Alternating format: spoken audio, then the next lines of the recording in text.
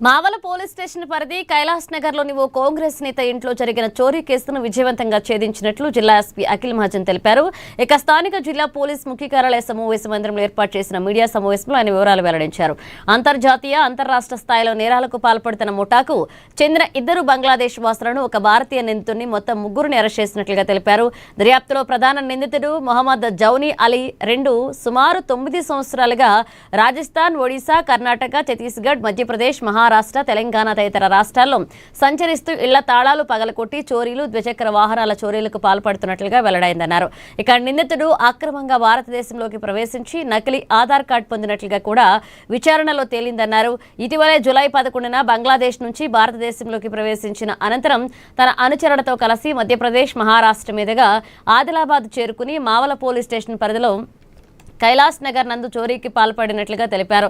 నిందితులు పగటిపూట కుక్కర్లు, గ్రైండర్లు విక్రయిస్తున్నట్లుగా నటిస్తూ కాలనీలో సంచరించి ఇళ్లను రెక్కీ నిర్వహించి రాత్రి వేళల్లో తాళాలు పగలగొట్టి చోరీలకు పాల్పడుతున్నట్లుగా విచారణలో వెల్లడైందన్నారు.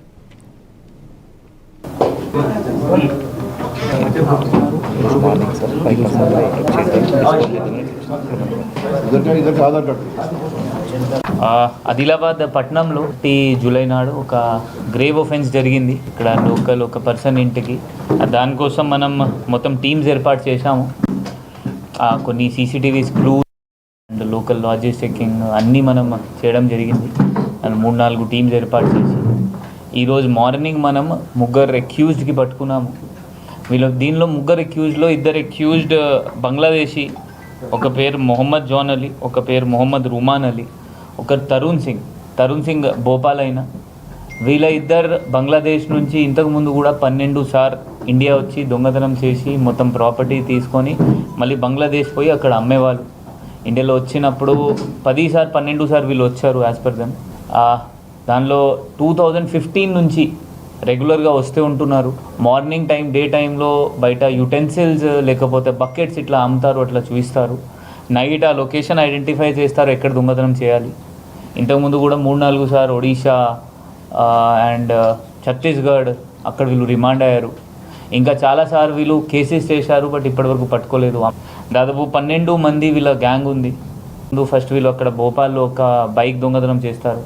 దాదాపు 10th, 11th జూలైకి వీళ్ళు ఇండియా వచ్చారు. మళ్ళీ some 8 lakh rupees worth property ఇక్కడ రికవర్ అయినాయి. ఏం మొత్తం అంటే ఫుల్ రికవరీ అయింది. ఏమేమి దొంగతనం అయింది అంటే ఆ మొత్తం మన దానిలో మొత్తం రికవరీ అయింది.